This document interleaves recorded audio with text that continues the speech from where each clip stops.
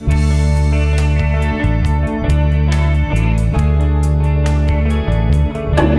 will be a whole section that will be workshops. The tape will not be running during the workshops. And then afterwards, the tape will pick up again for the closing remarks of the facilitators.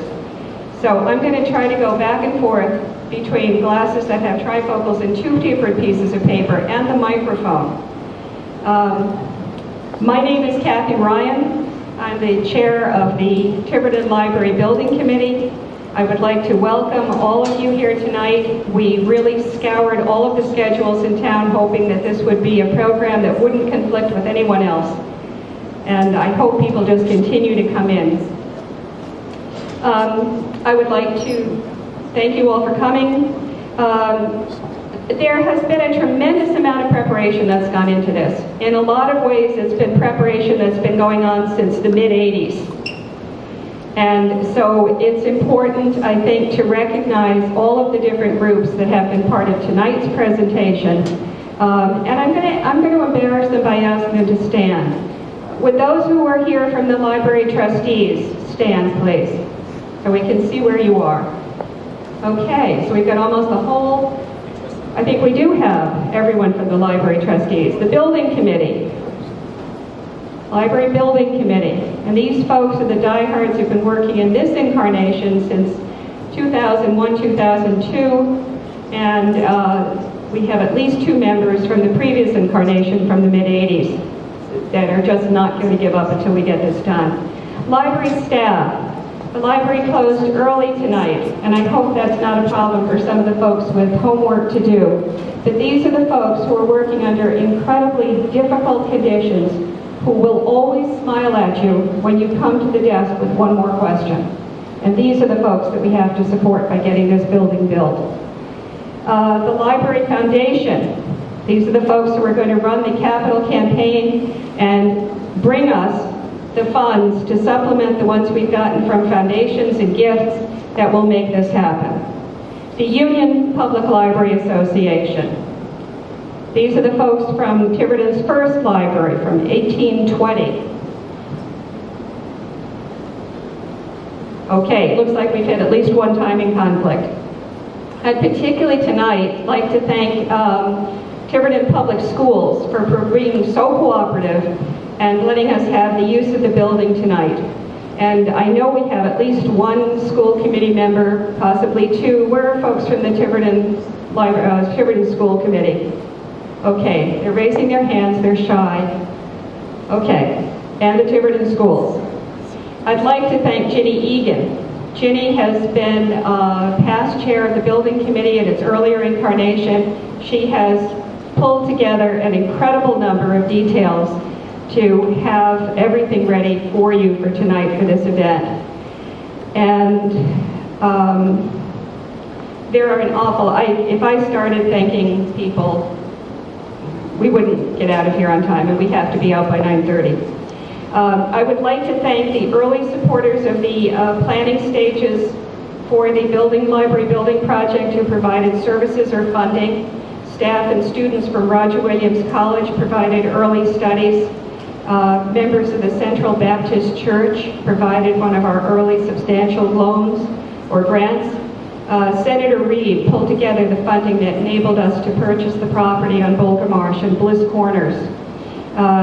Former director Cheryl Abudola and her predecessors who worked so hard to get this library to happen. Keith Stokes from the Newport County Chamber of Commerce who provided early direction on how we could move to make the project happen. The Canadian McNally Citizens Union Partnership, one of our early business supporters. The Four Corners Merchants, who gave the Canadian Partnership the idea. Private donors like those who gave a donation to the building fund in lieu of a wedding present. And the person who did that is in the room tonight. I won't embarrass her by singling her out, but she's in my book group, which also suspended its meeting tonight so folks could be here. Folks from the Union Public Library Association who gave a donation, and they're giving another one this year from their book sale to support the program. All of the people in town who contributed to the 4 miles of pennies, the distance from the main Tiverton Library in Essex to Bliss Corners. And the Rhode Island Library Foundation, who believed in us before we had a large following. They funded the current design study as part of a strategic planning grant for a resource-efficient, desperately needed new library, a green building. The prototype for a smart, healthy building in Rhode Island would be the first. The Rhode Island Foundation also is funded through its Newport County Fund, the study that many of you remember. I see several of you here in the audience tonight who were there in February on that snowy night. On the feasibility of building green, what kind of savings that would bring to the town, how it would help with landfill issues, business development issues, and so forth.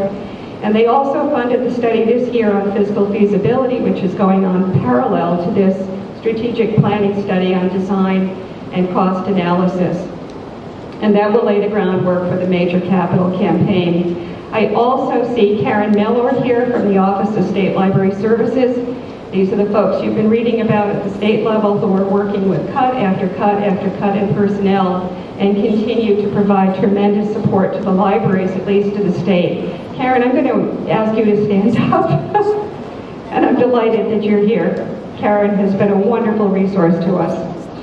I'm going to introduce Barbara Donnelly next, who is the chair of the trustees, who will give some background on the project. And then the facilitators from the workshops in the second part, and then members of the Donald Powers team. They pulled together an incredible group. You'll see that tonight. And then Bill Gerlach, who will introduce the workshop sessions. So Barbara.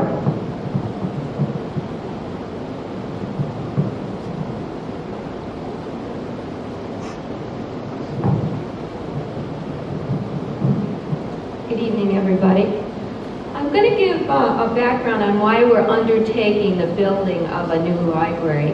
And I want to go back down memory lane more than 30 years ago when I first started on the trustees. And there are a couple of people here who were on the trustees with me at that time, one of them being Victor St. Laurent and the other Marjorie Humphrey. And I remember that even at those meetings, over 30 years ago, we always talked about how the library wasn't big enough, how it could not handle the kind of programs that we wanted to run, how the facility just wasn't there. I remember working to try to find a place for the staff to do their work, and we found a real nice place right down next to the furnace. It's that kind of thing that makes you want to get a new library, to work on building a new library, to work on at least trying to get an extension to the library that you have. And, hold on a minute. Back in those days, and I won't stick on that long, but the state used to run a capital improvements plan that every year you'd have to give in your capital improvement plan for the next 5 years. And every single year, the 5th year was, we're going to build a new library. And one year, this Angelo Colicone from Providence called me up and he said, every year you keep putting down the 5th year you're going to build a new library. When are you going to do it? Now that was probably 25 years ago. So finally in 1987, we instituted a building committee. And we had about 20 people who were on that committee. We hired a building consultant, Nolan Lushington, who was well regarded throughout the entire country. He came, he looked at the building, he did measurements, etc., etc. And he said that when the building that we currently have was built in 1938, it was too small for the community at that time, per square foot, for everything. We also investigated the fact that perhaps we could extend the building, go into the back. We had borings done. The whole back is granite. It would have cost $325,000 in 1987 to remove that granite. Plus, we were concerned about not only the cost, but the neighbors, cracking foundations, etc. I mean, it just wasn't possible to do that.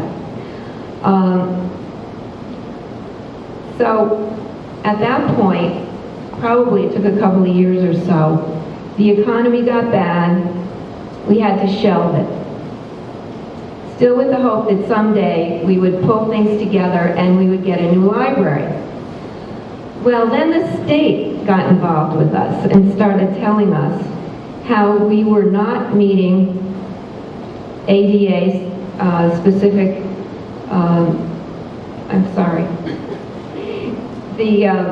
the Disabilities Act. We just weren't measuring up. I mean, you can get into the building, but once you're in the main level, you can't get downstairs if you're handicapped. The toilets are downstairs. There's no room for programming. I mean, there were so many different reasons why the state was telling us, you need a new building. And then, with the new fire code, we can only fit 30 people in the building at one time, and that includes the staff. So we can't hold any programs on site. We have to hold these programs at the Knights of Columbus or at the middle school or someplace else. And it really defeats the purpose of having the library there, being able to use the facilities of the library, with the staff being able to show the books that we have, etc., and working with the kids or the adults or whatever. So we had a meeting. It was the night after 9/11/2001. Karen Miller came to that meeting. We had the town council, we had the building, we had the budget committee, we had the town administrator, we had the superintendent of schools, and we discussed all of this. And they said to us, well, go for it. Go for it. You have to go for it. And the reason that we really had to go for it was because if we did not proceed, we were going to lose the library. We would not have access to the statewide system. And the statewide system means that we don't have access to our own catalog. We wouldn't know what we had available. We couldn't input any new items into that system. People couldn't borrow from other libraries. And besides that, the cards that our people have would not be accepted by other libraries in the state. So you would just be without a library, period, without library access. So we have to do something. It's not that those of us who are on these various committees just can't wait to get to the library 3 and 4 times a week to work on this project, day after day, year after year. We're doing it because the town needs this. The town has to have a new library or they won't have a library. So anyway, we formed a new building committee, which is the current building committee, and we've secured a site for the library. It's at the corner of Bogermarsh, Stafford, and Crandall Road. It meets all the criteria for a library site. It's accessible to everyone. It's visually, you can't miss it. It's in an area where people would plan to go. They could go to the bank. They may want to go get a donut. They may want to get a pizza. They may want to go to get some gas, whatever. But it's a place where people will travel easily and on their way and pass by quite often. And that's one of the criteria for a good site. And we have hired a wonderful architecture firm, Donald Powers Associates, and they're here this evening. They're going to do a presentation, tell you what they have planned so far. And then we want everyone to get involved and to sit at the tables with us, talk about how you see the library, what you would like to see in a library. And that is what we need most. We need ideas from the people of the community. We need the backing of the people of the community. If there's anyone here who wants to get involved in helping, would be so happy if you would. I'm going to turn this over to Kathy, and she's going to introduce a couple of people, and then we're getting on with the program. Okay, I've been asked to introduce the facilitators for the different sections. These are the sections that we've noticed that people use the library heavily. So Tots and Children, that workshop will be led by Janet Taylor-Kaczynski and Maureen Iwanski. Where are you folks? Okay. Tweens and Teens, Dory Barenthaler and Stephanie from Donald Powers Associates. Yeah, I see Stephanie, and there's Dory. Educators, administrators, homeschoolers, I'm going to be doing that with Bill Gerlach, who is in the back. Adults and seniors, Marion Kendricks and John Fitzgerald. Business and economic development, Dick Bixby and Bill Anderson. This is where I started to get involved with this project, with their work. Local history, the arts, and genealogy, Barbara Donnelly and Brian James from Open Space. Technology and computers, Phil Schuyler and Prue Allen Fallon.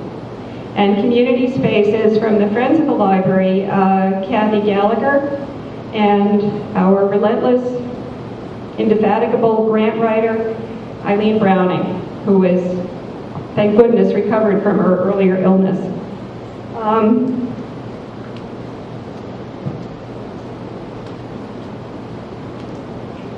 I think that's the section for me. I'm going to turn this over to Donald Powers and Doug Kalfitz, who will bring you through what's been happening on the project since they were hired and came on board last spring, thanks to the Rhode Island Foundation. Thank you, Kathy. My name is Douglas Kalfitz. I'm an architect and principal with Donald Powers Architects in Providence. And as Kathy said, we've been hired by the library to provide a preliminary design and cost estimate for a new library for the town of Tiverton. And I don't want to go in much to our firm and our philosophy and our history, but I think it's important to understand a little bit where we come from, because I think it has a large part to do with why we're here tonight, which is to say that as an architecture firm, we're very deeply committed to principles of community-based design and architecture that is devoted entirely to buildings and creating communities that facilitate and allow communities to grow and thrive. And for a library in particular, I would say there's no building type anywhere that requires as much community involvement and provides as much of a venue for community and requires as much community involvement to conceive of than a library. So tonight I wanted to start by talking a little bit about where we are in the process and our goals and timeline sort of going forward, and a little bit about tonight's effort and why we're here. And then to back up a little bit and talk a little bit about the background of the library design effort, some of which Barbara has already talked about. And I'll try to move past the things that she's already addressed, but I think some of those require a little bit more discussion. And then ultimately, Donald will talk a little bit about what it means to design a library in this day and age, and why it's different from the way that we think about libraries and the kinds of libraries we did earlier in this century and even the previous. And then ultimately, we have a little visual preference survey that we will do as an introduction to the workshops that will happen as the second part of this evening. So where are we, and where do we stand in the process? And we did this little diagram to basically describe where we are. And I just want to say that although we were hired by the town in May, and we've been working with the town for 4 months or so, much of the work that we've been doing in the recent past has really been laying the groundwork for the design effort that is coming and starting now. So we really see tonight's workshops and tonight's presentation as the kickoff for a real preliminary design and cost estimating process. We really had to do the due diligence of going back through all of the work that had been done in previous years, and to be sure that we had the foundation to be able to embark on a real design process. And a big part of that, in fact, is tonight's effort, which is to say we needed to have the input from the community in order to do a responsible job in pushing the design forward. So really today is the place where we go from what we would typically call pre-design, which is all of the due diligence and site analysis and understanding the program, gathering all of the raw data and all of the raw history behind this project.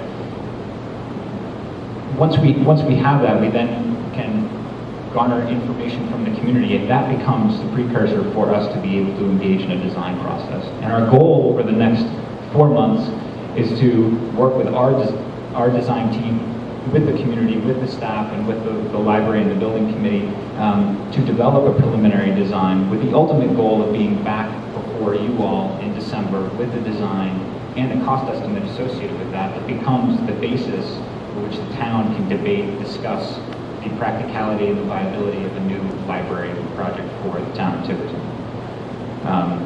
So in a way, why are we here? And I put this up there to say that we're here because if a library were merely just a building to be a repository for information and house books, that's something that's relatively easy to do and has been done throughout history, and an architect or anybody else could conceive of how that might happen. However, libraries today are very different kinds of places.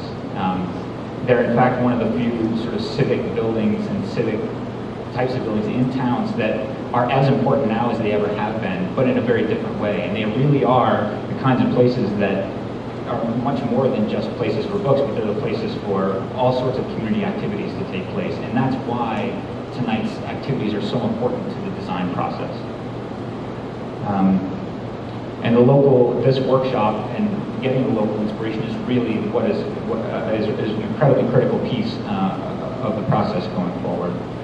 So I want to talk a little bit about the history. I think Barbara and Kathy both addressed this a little bit, which is to say that you've had almost 200 years of history of library services in Tiverton, starting with the Union Library in 1820, which has been around and been in nearly continuous operation for much of its history, which is quite remarkable for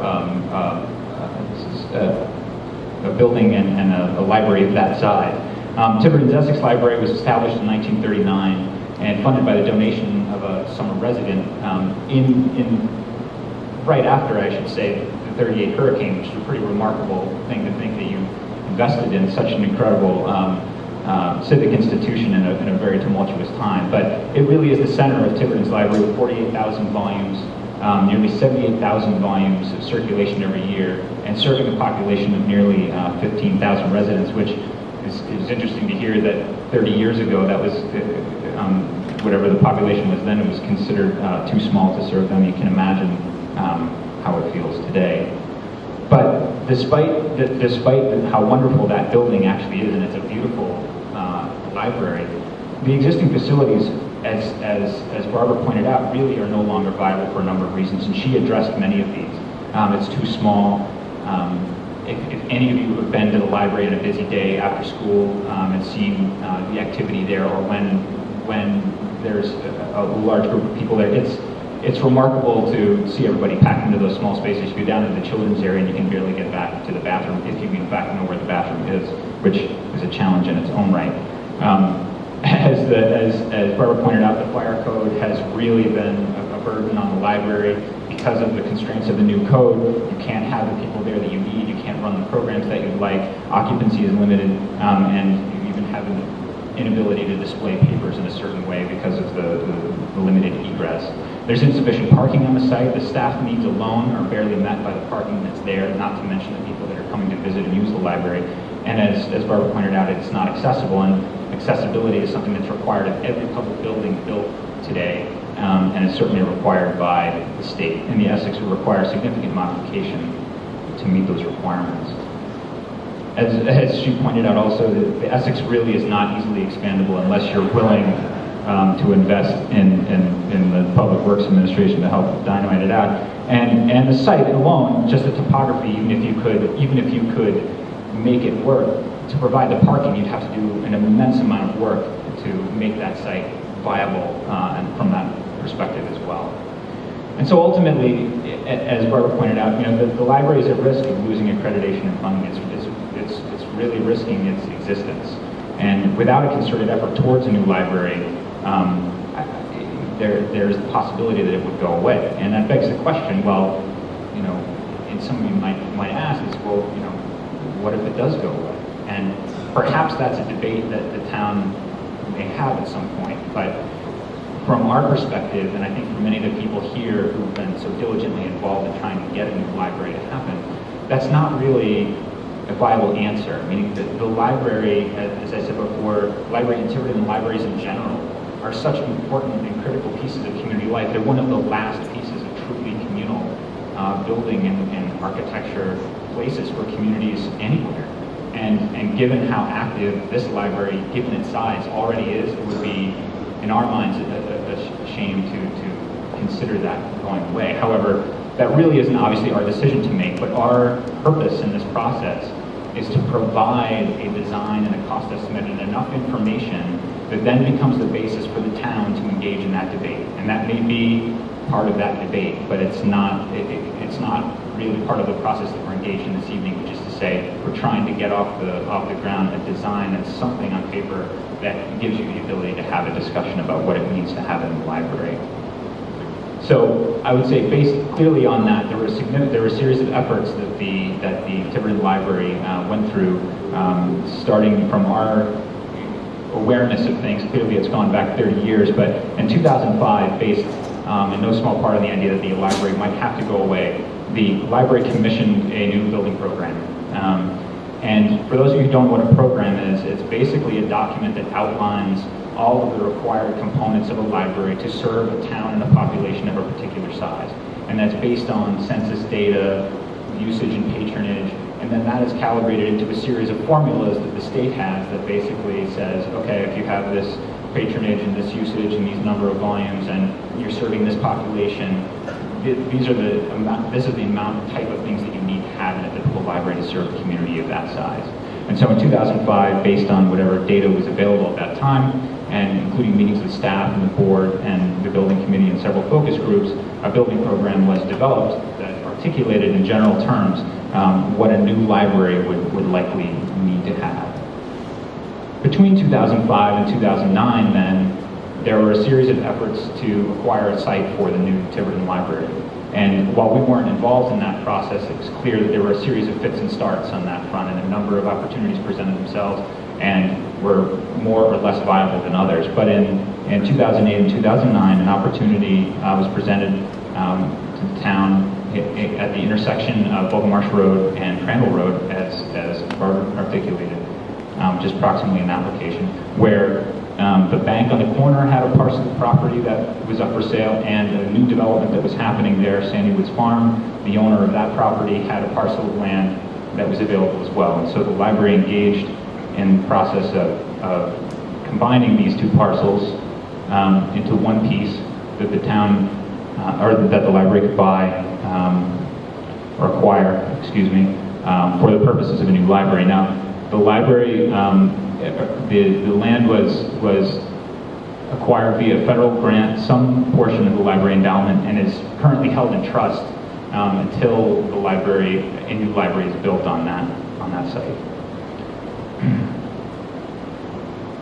Subsequent to that, in 2008 and 2009, a green planning grant was offered to the library by the Newport County Fund, and the architecture firm of Robertson, Green and Beretta was hired to do an analysis of the site and of a potential library on that site to understand what the implications and viability would be to do a new, green, sustainable library.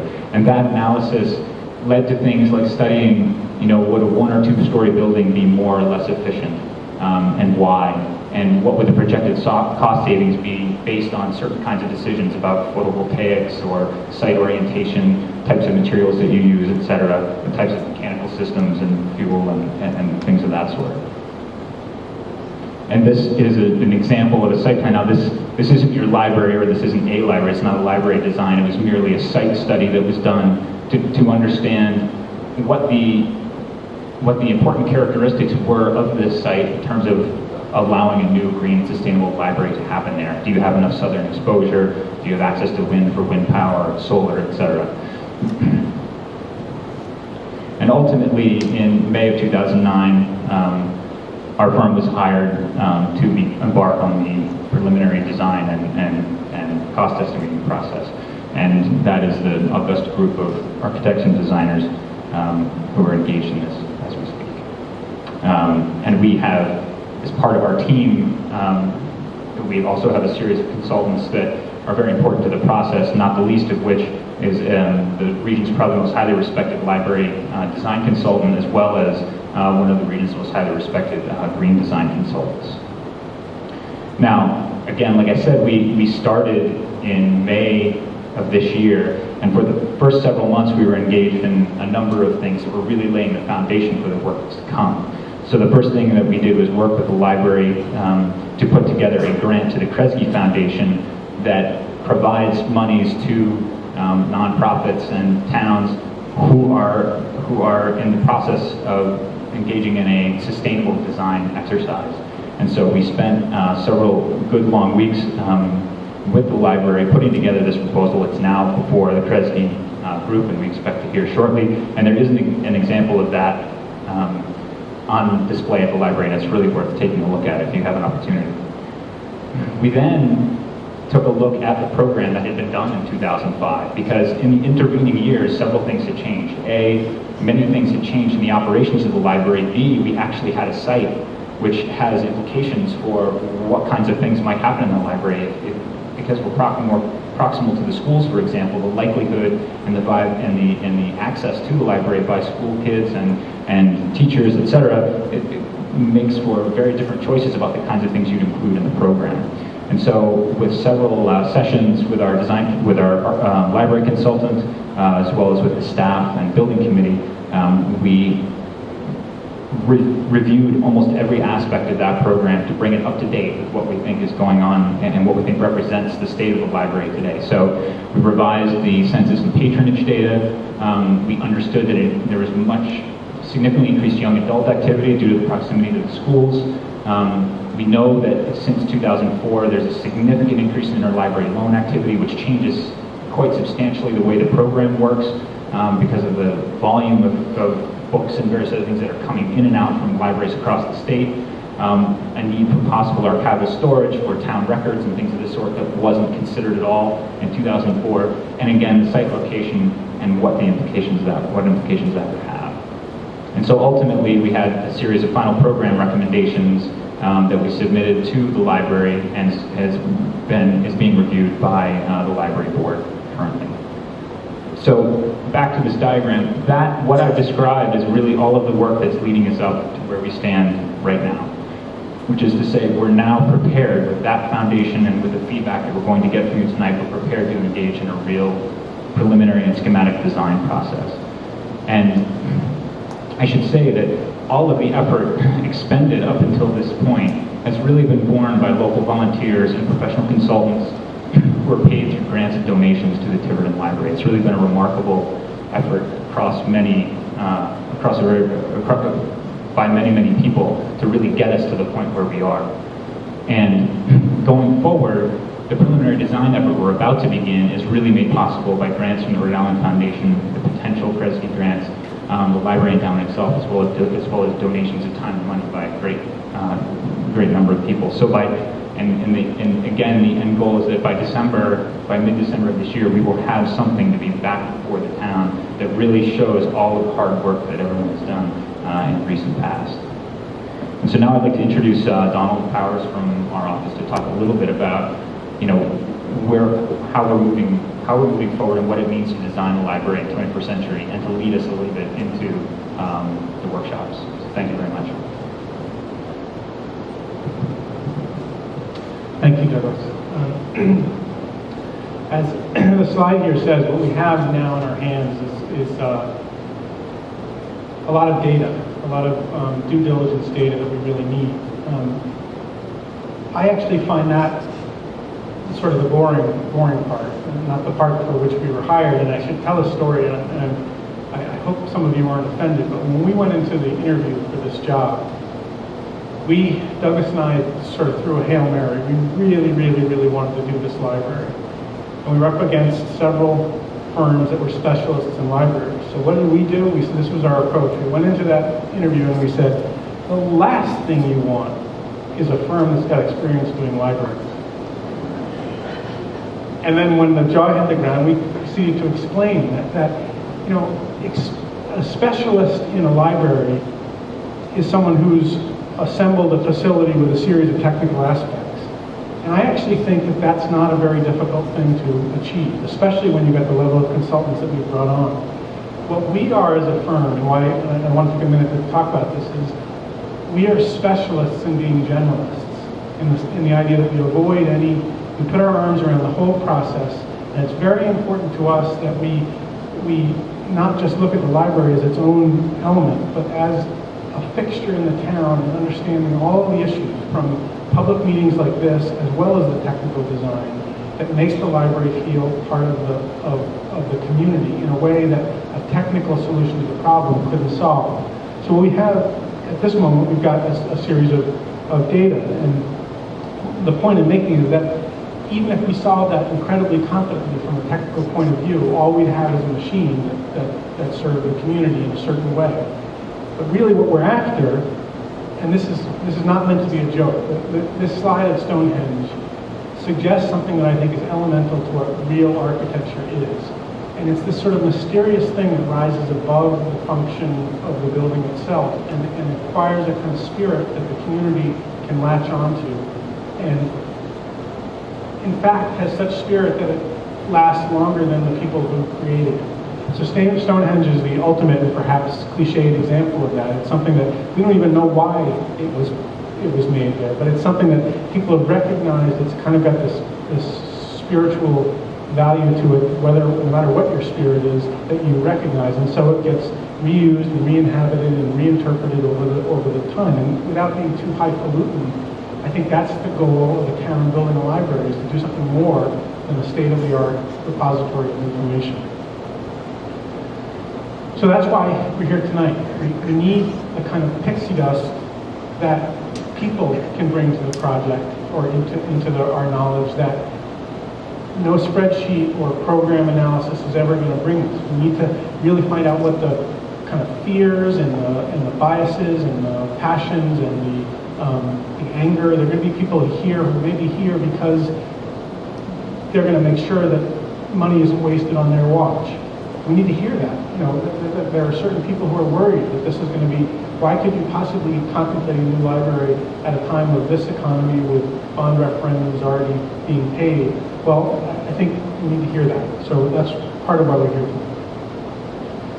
The other is to kind of understand what Tiverton is and to take inspiration from your impressions of, my impression of what Tiverton is one thing. Yours may be something else, and part of we're going to have a little, I don't want to make too big a deal of it at the end, a visual preference survey that's going to help us just understand what are the kind of images that resonate with you and help you define yourself as people from Tiverton. Now, that's one issue, but the site is also a very important issue in how a building is designed, and I don't want to make it sound like that's completely a technical issue, although this diagram suggests that it is. This is a diagram of a building sitting on a site. It happens to be your library, which we did before we knew anything about it. That's a certain functional diagram, but that could never express the reality. And this slide right here is an example of a community center we did for a small community of 300 people in Warwick, New York. And that has really become a place that they are very proud, very protective, and very possessive of. And that's the kind of attitude we want to inspire in this design, that it's not just a useful thing, but that you feel very proud of it and it's the community center. So community spirit is something we need to somehow infuse into this building, and that's what we're here tonight. So we need to understand the community, but Tiverton is a kind of confusing community, as some of you may have realized. The site is centrally located, and well it should be, because at the four corners of Tiverton, you've got a completely different image. If you live in the north or the west or the south or the east, you probably think differently about what Tiverton really is. And part of our job is to try and sort of coalesce that into an image that speaks to everybody. The west was primarily defined by fishing and the maritime industries, like boat building and Haven oil production. The north, until the boundary change in 1861, was largely defined by the mill buildings, which we all know up in Fall River. And the east and south is primarily rural and farmland in terms of what I imagine the self-identification of the people who live there. But it's certainly, and this may be the image that most of the people in this room tonight think of Tiverton. I know there's always been this sort of confusion amongst me that everybody in Tiverton thinks all of Tiverton is a farm. And that's not been my observation, that all of Tiverton is not a farm. And so that's something I think we need to be aware of. And the location of the site is sort of right in the middle of all that stuff. So let's look at that just a little more closely. Here's the site in aerial. And here's a detail showing some of the things that are in proximity. We've got the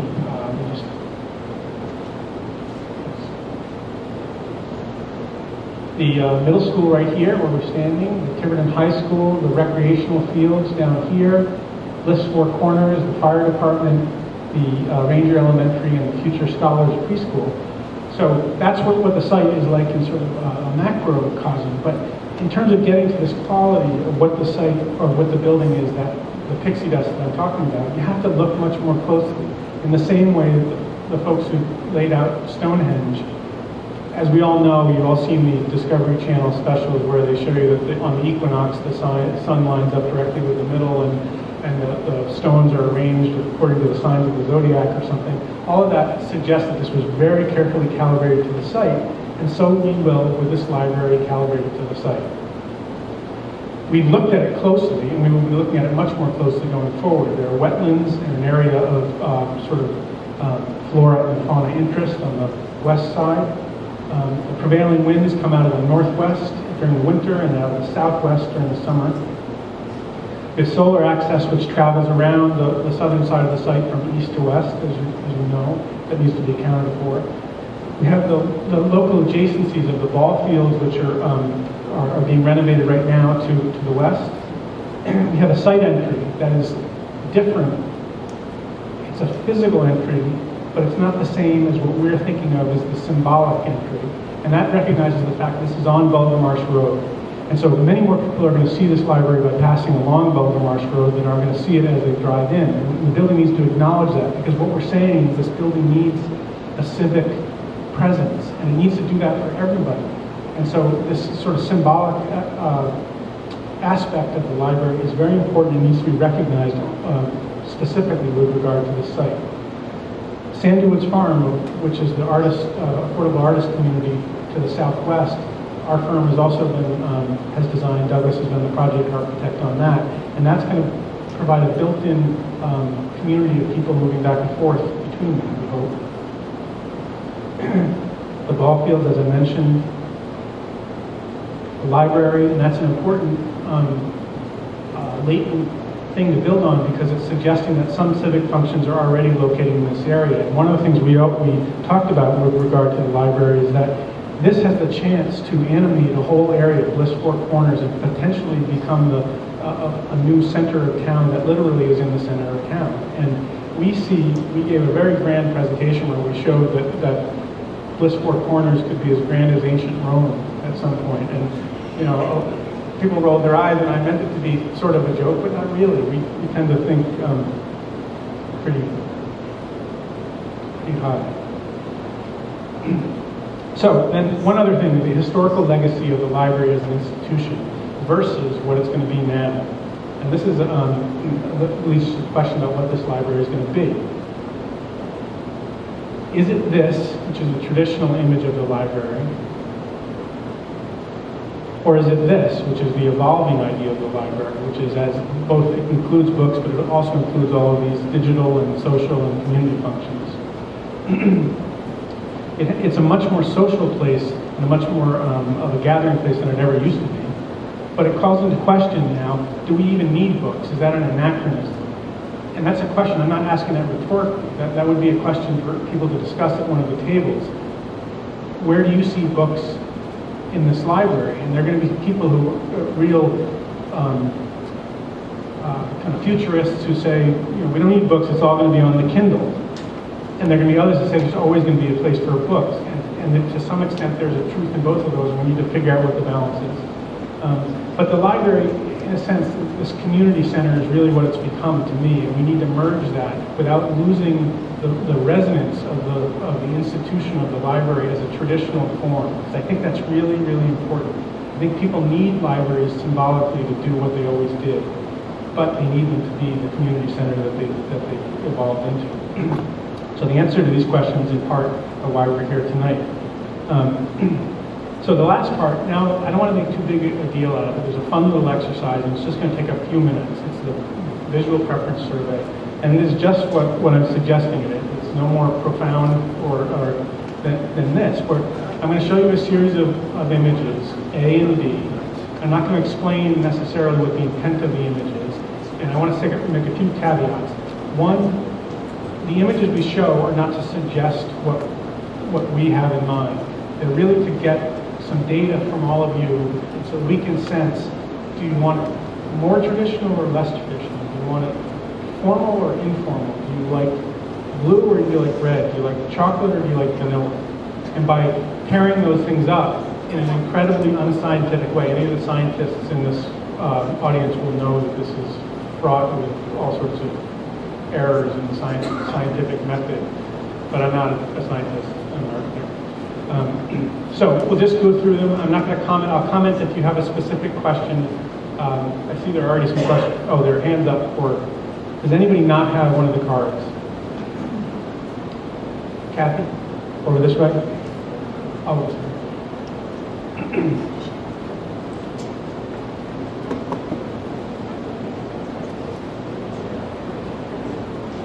all right, well, I know that I think there's still a hand up that doesn't have one, but we'll, maybe you could just write it down on a piece of paper. I'm sorry, we didn't expect such a good turnout. Okay, here we go. What's that?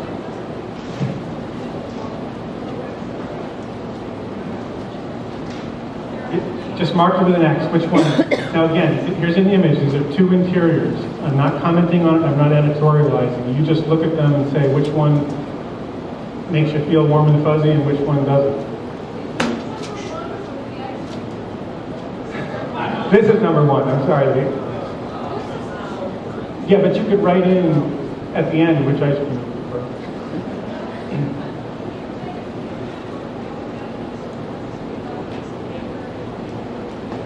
Yeah, you could do that if you don't have a form. I'm sorry we didn't provide enough of them, but the slide number is on the lower left, and A and B, you can just mark the number and then give which one you prefer.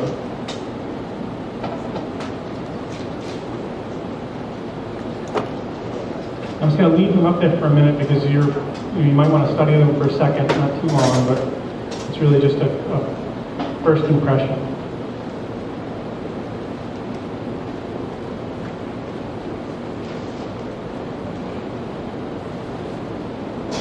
Not always will they change, but maybe on a certain slide it'll stay the same. That's the control group for the scientists. And this will help us gauge against that baseline what you're really reacting to. Sorry, am I going too fast?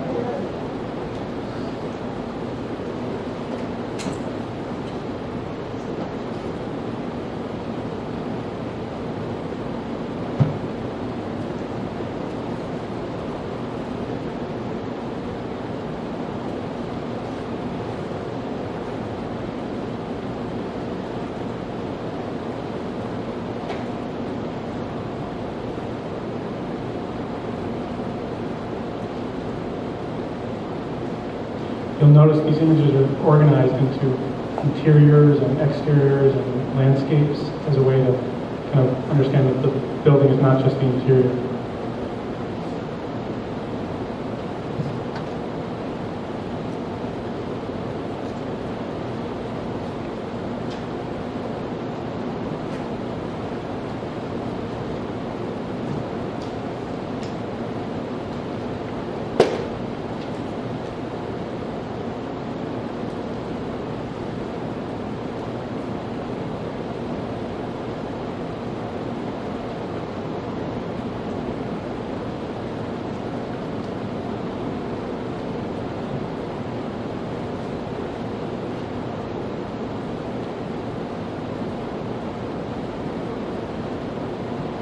You know how they say there's no wrong answer? There are wrong answers.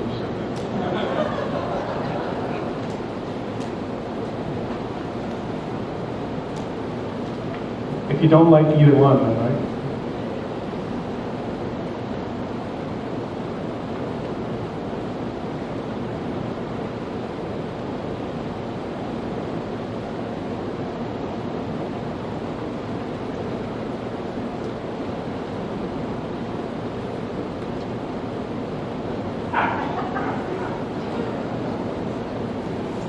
You know, that's really not meant to be a joke. There are going to be people who react one way or the other to that, and we'll be able to tell something.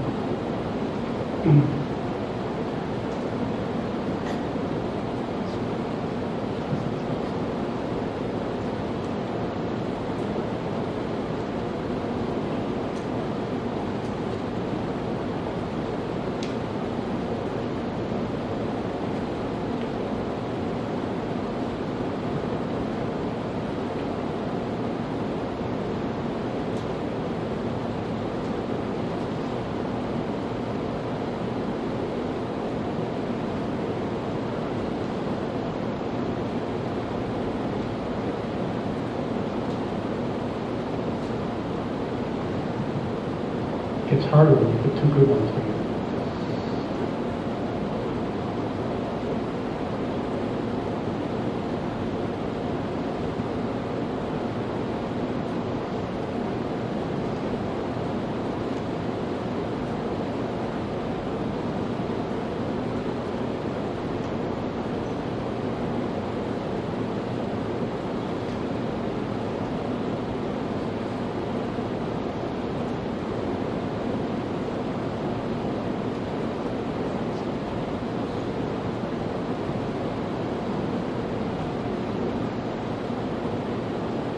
This test is so sophisticated, you'll reveal things about yourselves which you really don't want to know.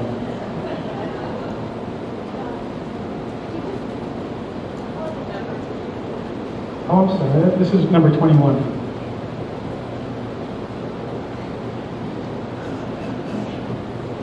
Number 22.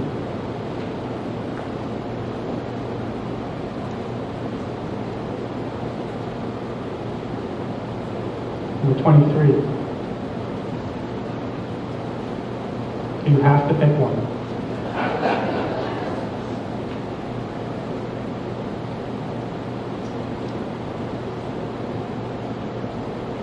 Number 24.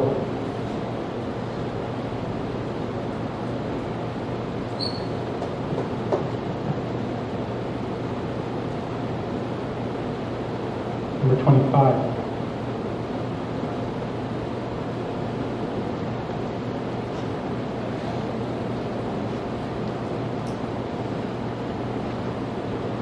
Number 26.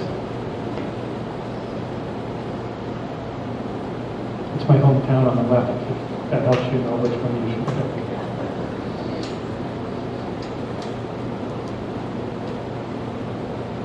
Number 27.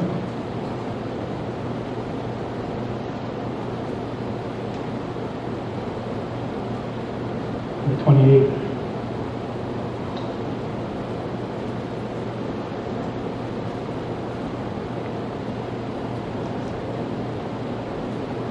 Number 29.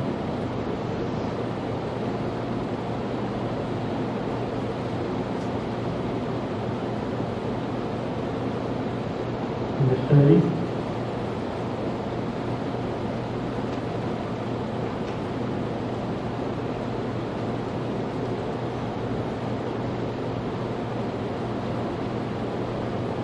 Number 31. Which place would you rather be?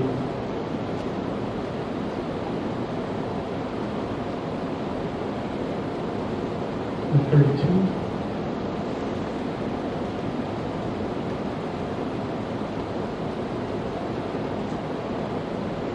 Number 33.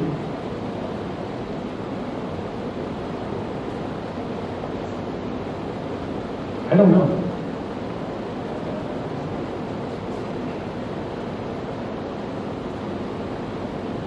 Number 34.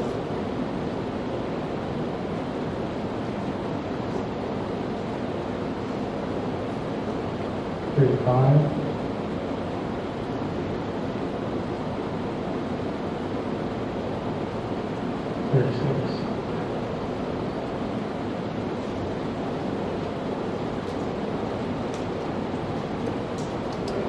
$37. Oh, this is just a joke. Don't answer that even if you have an opinion. Don't answer it. It's just incendiary. So that's all that I had to do tonight.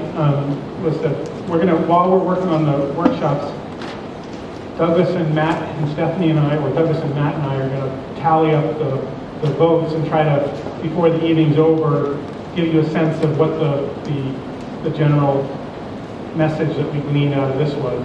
As I said, don't think too much of this. It's not a scientific thing. It's just a way for us to gain insight into the town.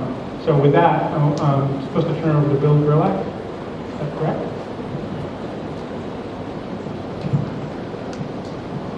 Just two things while Bill is coming up here. One, there is water in the cooler through the Friends of the Library. We hope there's enough for everybody who needs water and to bring something with them.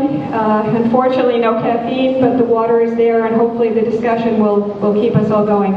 The other is there has been some discussion of funding. There is a 50% match from the state of Rhode Island. And I think of that as I see Karen here. That's a very important part of getting this project funded.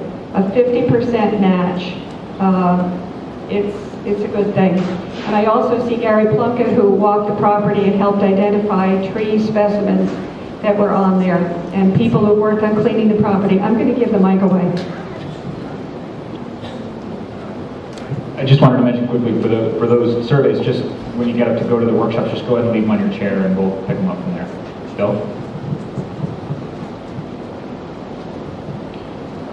Well, I think it's certainly going to be tough to follow that up, and I certainly don't want to belabor things, and we want to get to really what's the meat and potatoes of this evening's event. So just quickly, my name is Bill Gerlach. I live here in town with my wife and 3 kids. This is a bit of a deja vu for me because I haven't been on this stage or in this room in about 25 years. So it's good to be back. I feel like I've come full circle here now. I'm trying to help the library out for my own kids. So I'm a volunteer. I'm helping the project along with some marketing and communications things. So I just want to tee up for the things that we're going to be doing tonight. So now, as has been alluded to several times already, is where you get to give us your ideas, your thoughts, share with us your voice on what you think you might want to have as part of this new library. So just to recap, there are 8 tables back there. You can choose to go to one, spend a couple minutes there, go to another one, shop around, kind of go from there. But just to recap, so there are sheets of paper on the table where you can see which table it is. So there's children's, there's teens, adults and seniors, educators, business and economic development, local history, genealogy and the arts is one, information technology, and then the final is community meeting spaces. So we're going to be there for about 45 minutes, and then we'll report out on some key findings, and we'll bring it back and we'll kind of wrap it all up for the end of the evening. Just one other thing to point out. You're going to see on the table these little blue sheets.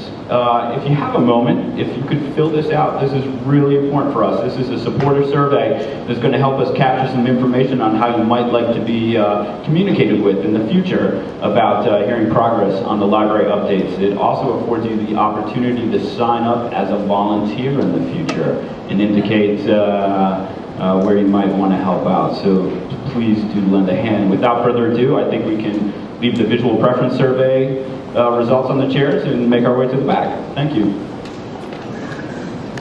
It looks like this has been a very stimulating and productive set of conversations, and we need to come back now. It's almost 9 o'clock.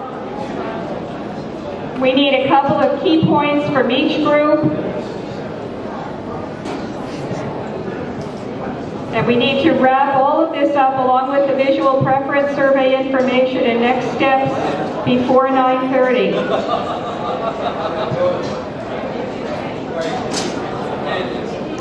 I see 6 people sitting down ready. I'm not going to blink the lights. 7, 8. everybody. I'm delighted to see so many kids and teenagers here. This is really exciting.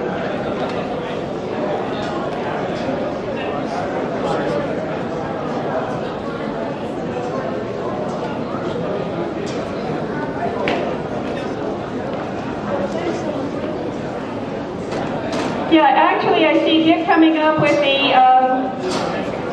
the notepad from his group. That, if you all do that with your easels, that would make it easier to go through the topics and also easier for the camera to capture for Cox.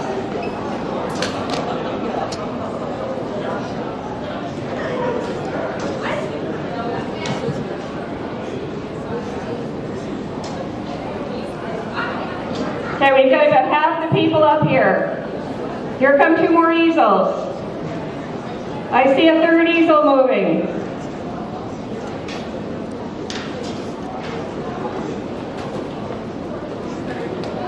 Fourth easel moving, 5th easel moving.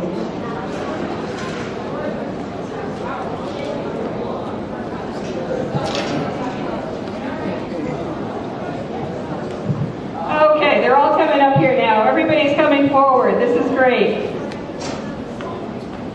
Yeah, and I think if you're placing them, keep the camera in mind so it'll be easier to focus.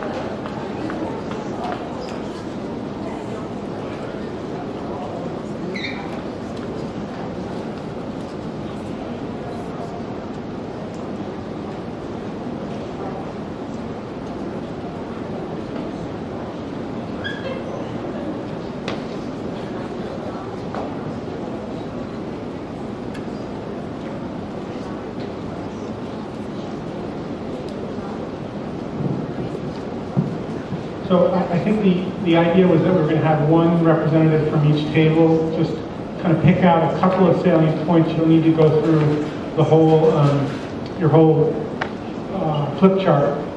We're going to tally these all up and have that document available in its entirety, but for tonight, I just want to have each group give a little flavor. So can somebody come up from Business and Economic Development? Thanks, Don.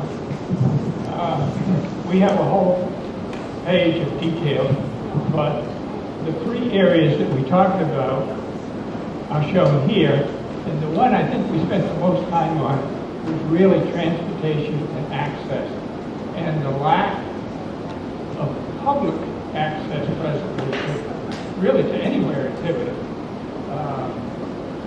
We talked about sidewalks, we talked about crosswalks, we talked about bike park, and it's all detailed here. We talked about meeting space for businessmen, business people, with variable size rooms, perhaps partition rooms.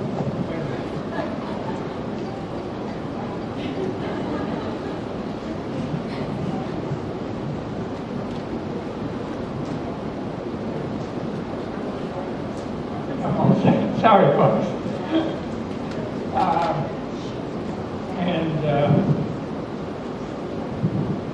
And I know other folks are talking about meeting rooms. And we talked also a lot about technical support, training sessions, equipment, audio-visual equipment, computer equipment, scanning, printing, and also about expertise, troubleshooting, support for small businesses. So these are the areas that we covered. And I won't go into more detail.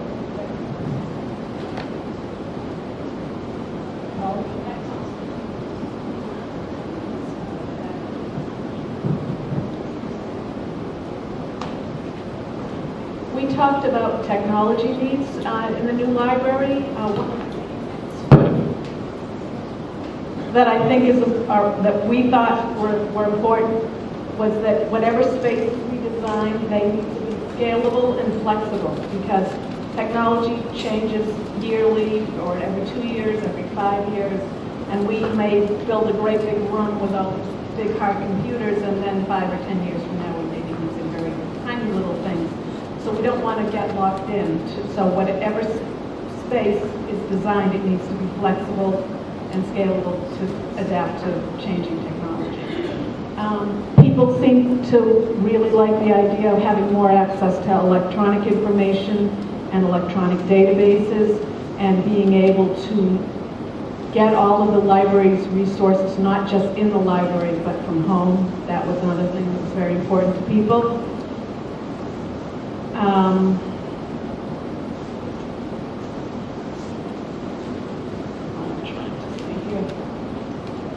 Training is very important. We need to be able to offer classes to people that are just starting, that need to know how to use the mouse, to people who need technological assistance for business or school or whatever purposes. So I would say those are the three salient points, the most important points. Our library has Wi-Fi now. The new library obviously would have Wi-Fi.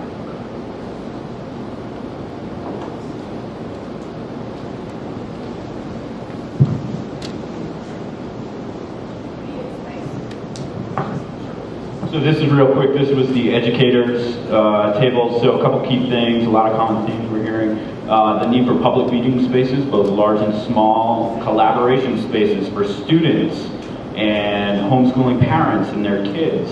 Audio and visual production centers to help with school projects, kind of help level the playing field. Enhanced collaboration with schools, so that goes along with curriculum planning. Great idea about science, math, or literacy type kits that can be taken right out of the library and brought home. And then the fourth and final thing was ensuring that we had lifelong learning opportunities, so adult and senior oriented type classes, and then integration with local colleges and universities.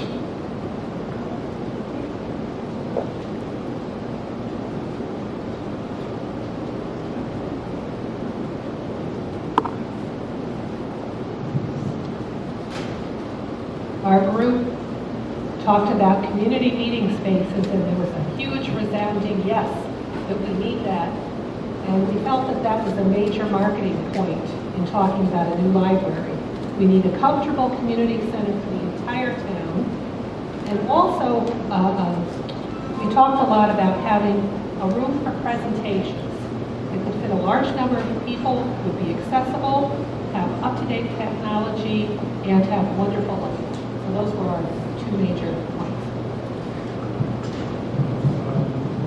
The historical folks, right? So this was We did the genealogy, local history, and the arts. And the first part was local history, and the group was very, very enthusiastic. They want a tie-in with the Historical Society, they suggested, a display of local history books. They want a space where you can hear about local history, come in and do a talk, and programs about the Revolutionary War, etc. We need more room. The big thing was they felt that we need a climate-controlled vault. And they said that we needed to be 3 times the size of the reference room. Because we have a lot of history in town. There's a lot of history in churches in the area, a lot of history in people's attics, cellars, whatever. I mean, there's a history that goes back to the 1600s, really. And there's a lot of records down in the town hall. So the feeling was, we really need something like this. The other thing was that there be an outer room for research that would have a restricted collection in it. Some of the books that we have out on the shelf, one person mentioned the fact that, you know, they found a terrific book and then they went back and it was gone and nobody knew where it was. Well, a lot of these are pretty special, and if somebody actually understands how special that book is, they want it in their house and they don't want to be sharing it. So we want to be able to share it with everybody, but keep it in a restricted area so that everybody gets to actually look at it. So that was one of the suggestions. That was on the local history. And to have a display case around the room with some of the historical artifacts. The Historical Society could meet at the library if there were space. A lot of things had to do with space. As far as the art part of it, they'd like to have a good-sized space to display art, like they do at the town hall, but even on a better scale. And to also be able to have classes on art. Someone also mentioned the fact of maybe doing classes that would use Photoshop, learn how to do that kind of thing that has to do with art as well. And an area you could rent art out, so you could borrow prints or pictures. And somebody said we need a nice reference desk as well. What was the other thing here? On the genealogy, it was felt that we need a good power supply, computer connections, a white screen, also, an area for book clubs to meet.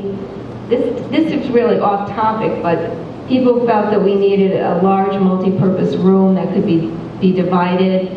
We also need rooms that could be used for like a book club, smaller meeting space, a tutor or study rooms as well. The larger room they felt should be at least as big as to accommodate 100 people, but could be divided into smaller areas. What do we have? Oh, genealogy needs computers and wireless tech. Climate control support space is needed. We want light and airy rooms, but control to reduce the glare.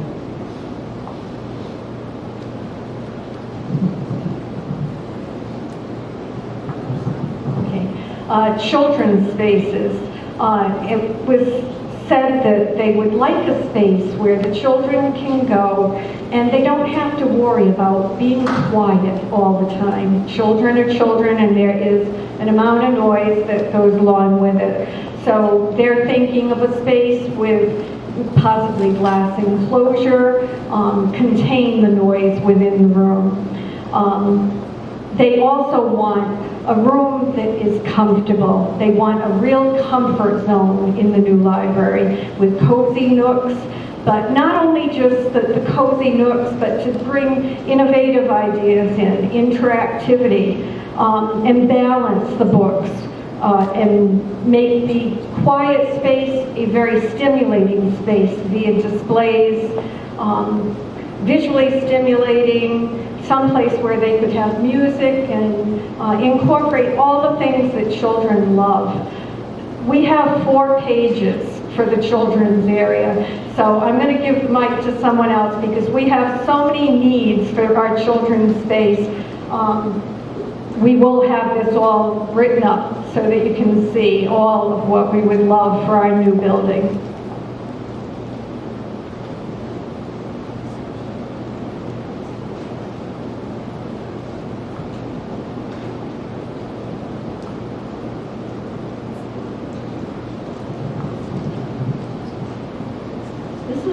Can you hear me?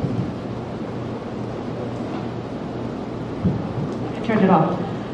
This was the teen area, and the majority of the teens that were here tonight are from our teen council, so they're very involved with the library. They would like, we went on for about 5 pages, and again, I will make everything available. Basically, they want sort of a multi-function room. They want it enclosed, but they want it glass walls. They want to be able to see in and out. They want different types of seating. They want to be able to have areas where they can talk to their friends and they can have study areas, but they also want quiet areas for socializing and group study and quiet space.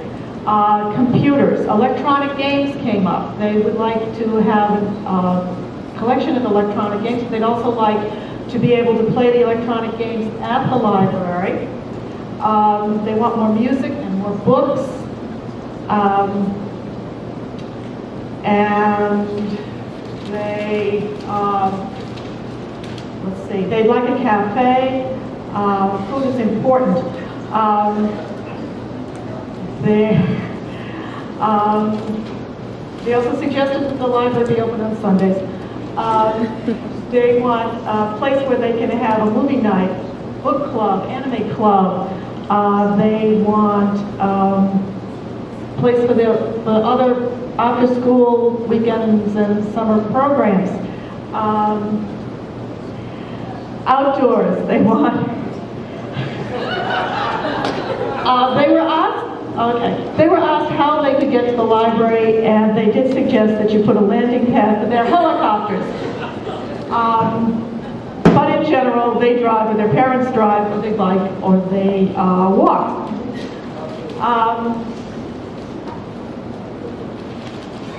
Let's see.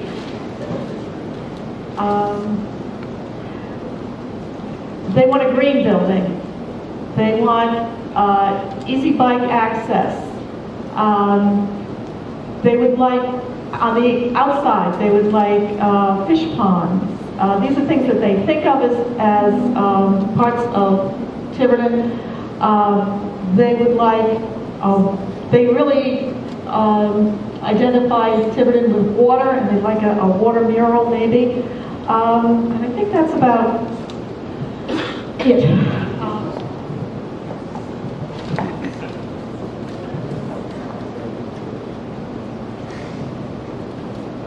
I don't give up this microphone easily. We really need a nice large space, and I think they deserve it.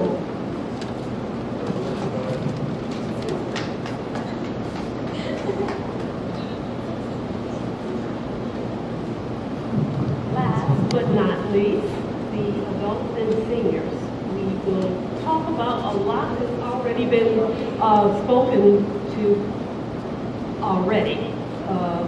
Good seating, natural light, but more importantly, a drive-up book drop and checkout window, an outdoor amphitheater for movies outdoors or programming or plays or poetry. More outreach to seniors, possibly with high school students, a van or some sort of bookmobile opportunity for people who cannot reach the library. As far as the outside, they would like a fire pit, maybe even a fireplace inside. Also, they would like the building to face Marsh and the parking lot to be to the rear, so we'll have more of a village feel. Did I leave out anything? So we have a whole lot more, maybe even having a kitchen collection of giving, I forget what you call them now, pots, bringing out mandolin pots and pans that we might not have. I have never, that would be more of a specialty library, but very much like a genealogy.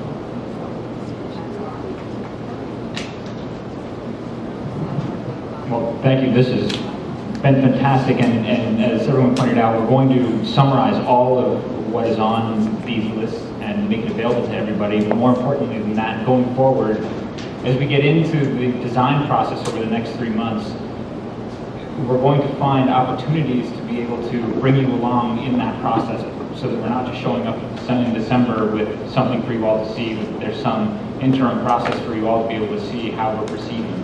We haven't figured out exactly what the venue for that will be, whether it's an intermediate presentation or whether there's some opportunities for us to present our materials and get them up.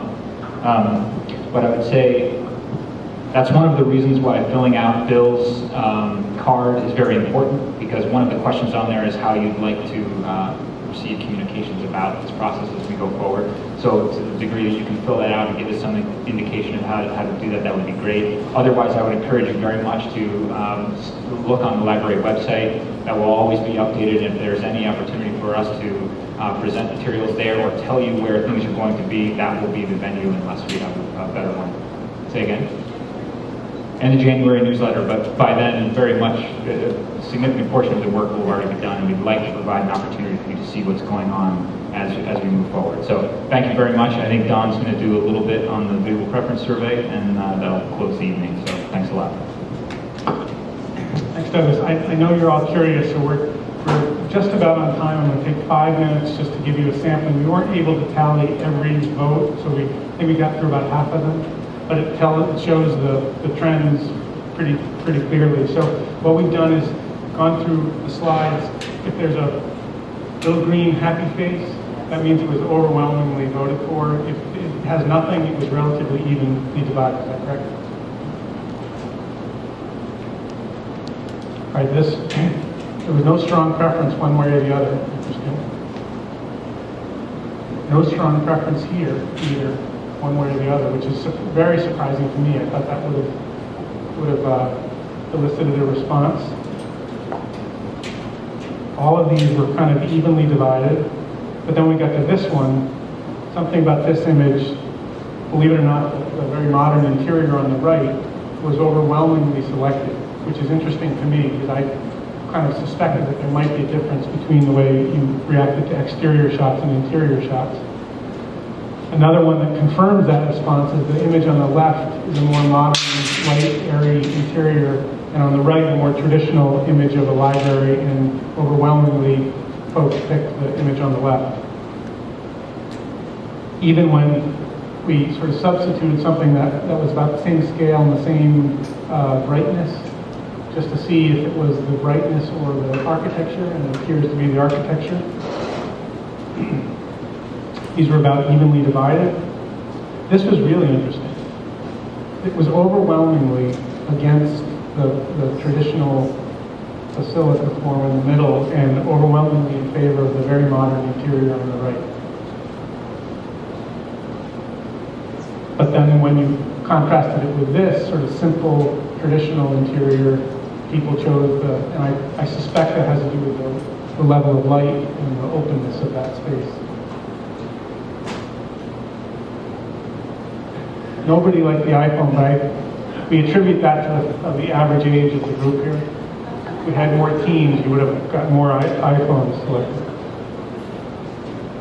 This was interesting. I threw this in specifically to see what the reaction towards shingle, which I would associate with Tiverton, with the more white clapboard, and that's a trend, as I'll show you, that is consistent, that you generally as a group prefer things slightly more formal than informal.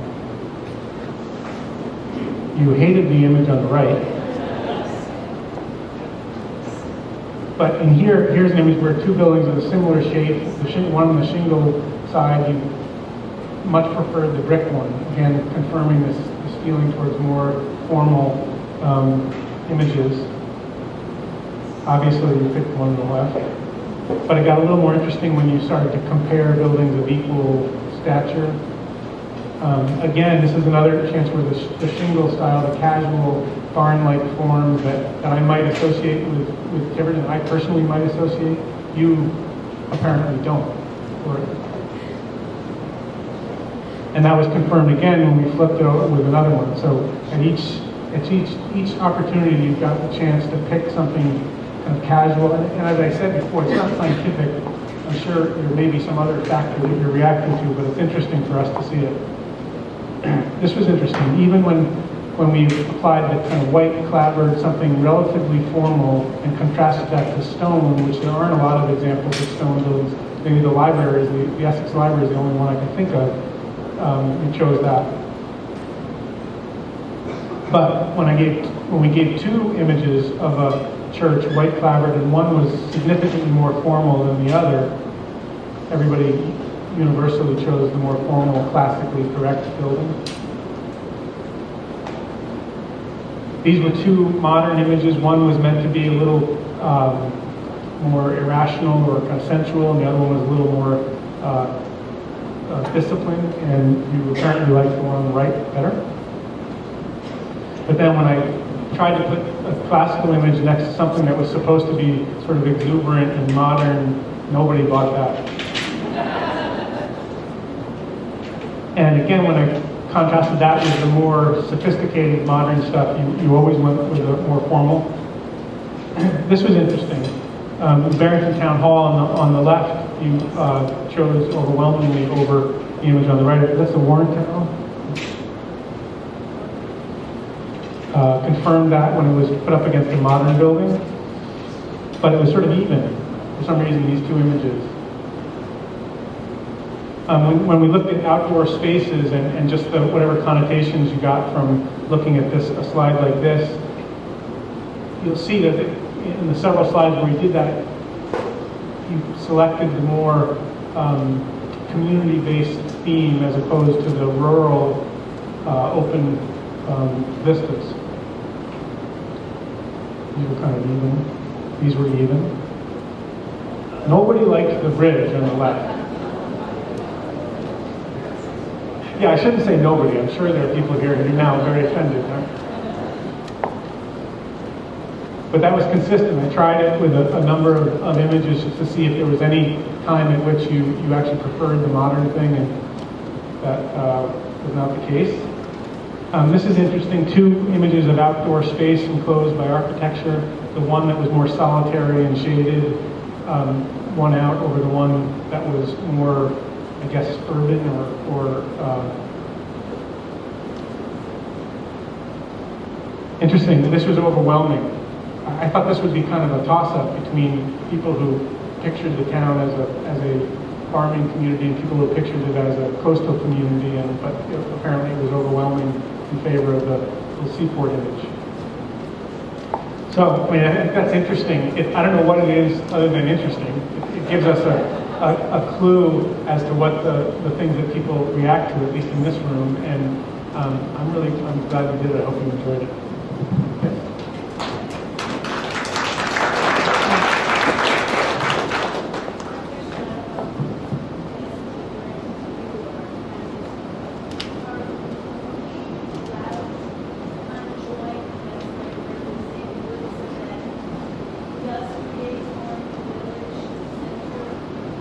Well, you have the good fortune of having the same architect working on both projects. So, I mean, that's what when Sandy Woods was first being planned, and we heard rumblings about a new library being in the works. We were already thinking about that, the two, and how they might connect. Now, there are a lot of cooks in the kitchen, and a lot of reasons why we can't necessarily think of them all perfectly together. But we're going to look for every opportunity to bring it together. There is interest by the developer and owner of Sandy Woods, and that project has in it a community space that is a multifunction space, and he has every interest and intention of finding ways to, bridge the gap there to allow activities to happen there that could support library activities where some of the arts things that we're talking about today, that some of those might be able to take place there or would otherwise be what's going on in the library. So I think the potential is very high.